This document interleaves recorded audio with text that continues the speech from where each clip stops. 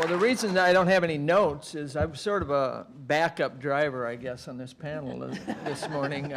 Brian had Mario Andretti scheduled to come, but I think it was just yesterday, wasn't it, that he had a small fire in his home in Nazareth, and that caused him some concern.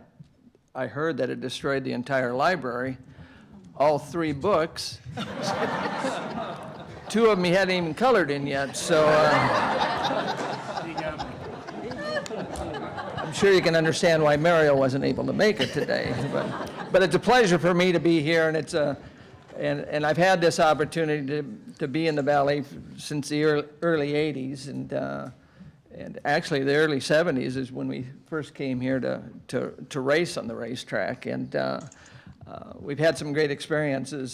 Somebody called me here about a month ago and asked me of all the races I've had, what was your favorite race? And actually it was a race right here in 1980 with the Indy Cars at PIR that we end up winning, but there were some unusual circumstances that sort of surrounded that. As we're entering the track on the pace lap, the gear shift linkage broke, and so I was sort of stuck in first gear. Well, I came back into the pits in first gear. We had about 3 pace laps to warm the cars up and stuff. But I came in, and the crew was actually able to weld the gear shift back together, but only in 1 gear. And so we put it in high gear. Well, it's a 5-speed gearbox. Running in high gear without the other 4 made it pretty difficult. Number one, we didn't think the car would last. You were going to have to be real hard in the clutch just to get it out of the pits, and we were able to do that 2 or 3 times with pit stops and everything else, and the rules were a little different then. You could sort of hang back and get a run, and anyway, it was pretty good effort on our part to actually run. We were running second in the race. We were actually chasing down Johnny Rutherford, and that was the first year that ground effects sort of came into Indy Car racing, and that was a big aerodynamic development. And Rutherford had the chaparral. It was built by Jim Hall, and it was head and shoulders above most everybody else's car. And he was leading and got tangled up in some traffic and ended up getting upside down in the front straightaway here at PIR. It was a pretty spectacular looking thing. And I was right behind him when it happened. I just saw him go sideways, and I got by him, and I'd come back around under the yellow and see him upside down. And I'd missed a lot of that, but fortunately I missed that accident and ended up winning the race, but it was probably more famous for Rutherford getting upside down than me winning it. But winning it with just 1 gear in the gearbox and running against some of the toughest competition that we had with an Indy car with just a single gear was a pretty good effort on our part. But from a driver's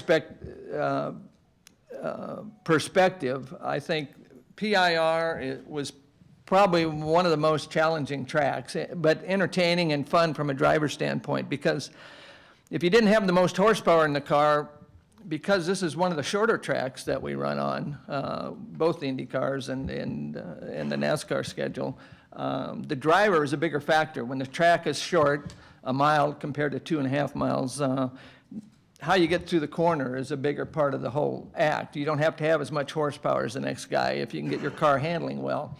And that was very challenging to me, and I really enjoyed that part.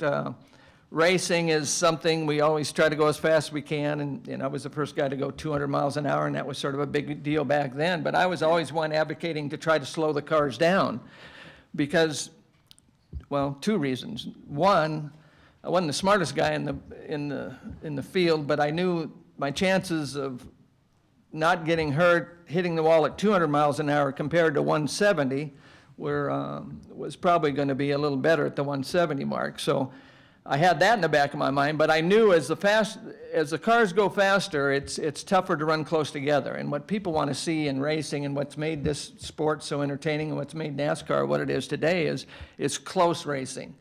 When the cars go by, they look like they're going fast. You can't tell if they're running 200 or 170 or 160, but if they're all running real close together, it's a form of sports entertainment that can thrive in this country. We've got football and baseball and basketball. The sports entertainment is a pretty tough field, and so you have to keep trying to make your product better.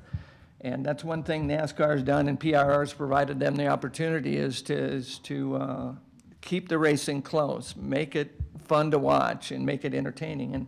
And that's what they've done, and that's one of the reasons this sport has gotten so big, and that's one of the reasons it's popular here in the Phoenix area is because it's a very entertaining weekend. And it's not just the race anymore. PIR, they've done a great job making it a full week or weekend for sure type project. You go out there on a race weekend now, and the motorhome lot is it's another city out there. I think Bash's sets up a grocery store. I mean, it's just been a huge event, and it's brought a lot of. Obviously, we've talked about the economic impact that it's had, and it's great for this valley. I can remember when we first came here. You drive out Buckeye Road, no freeway, and it was pretty much cotton fields by the time you got, within 10 miles of PIR, and obviously that's not the case anymore. So there's been some great improvements here, and there's been some great people. I can remember before Buddy had it, Dennis Woods was a big factor trying to keep this racetrack going because it just about died. But guys like Dennis Woods, and then Buddy came on and built it to something that was in great demand by the NASCAR family, and they've taken it to the next step higher. So it's fun to be part of the 50-year history, and looking forward to the next 20 or 30 at least. Thank you. Very good. Thank you, Tom.